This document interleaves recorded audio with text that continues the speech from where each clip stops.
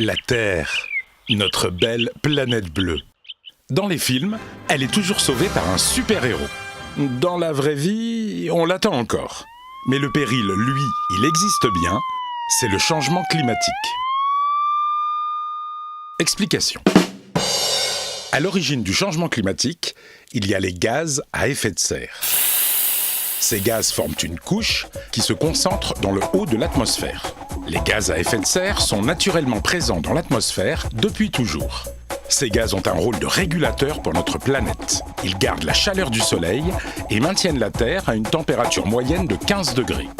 Sans eux, il ferait très froid, environ moins 18 degrés.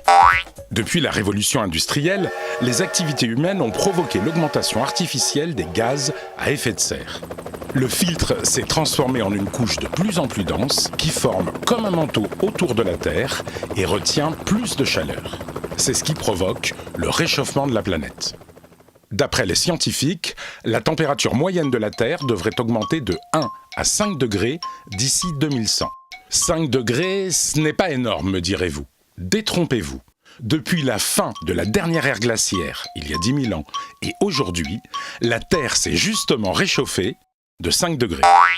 Le réchauffement de la planète modifie les équilibres naturels.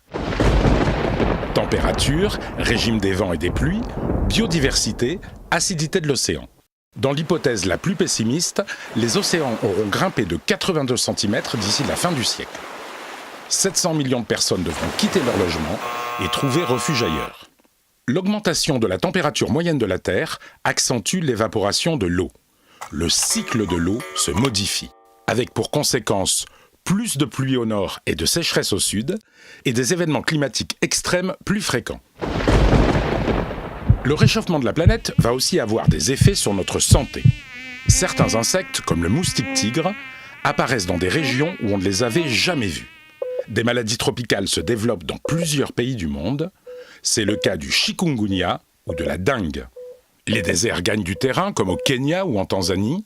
La biodiversité est menacée.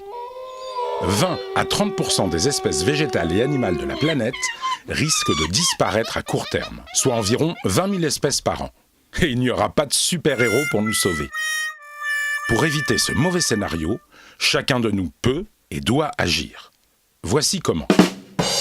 La première chose à faire est de limiter les émissions de gaz à effet de serre. Pour cela, nous devons réduire la production et la consommation d'énergie fossile, comme le gaz, le pétrole ou le charbon. Dans le même temps, il faut continuer à développer les énergies renouvelables, le solaire, l'éolien, l'hydraulique, la géothermie, les biocarburants, mais aussi lutter contre la déforestation tropicale. Nous devons également encourager la rénovation des habitats et la construction de bâtiments bioclimatiques très économes en énergie, ou encore privilégier les transports en commun et les transports partagés. Nous pouvons aussi limiter tous les gaspillages de la vie quotidienne, eau, énergie, déchets ménagers et industriels. Enfin, nous devons nous adapter à la hausse des températures et à la modification du climat. Certaines cultures qui demandent trop d'eau pourront être remplacées par d'autres, mieux adaptées au climat. Chacun de nous a donc un rôle à jouer.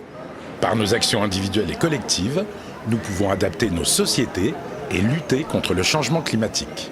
À nous d'être des super-héros. Retrouvez toutes les solutions sur le site de l'ADEME.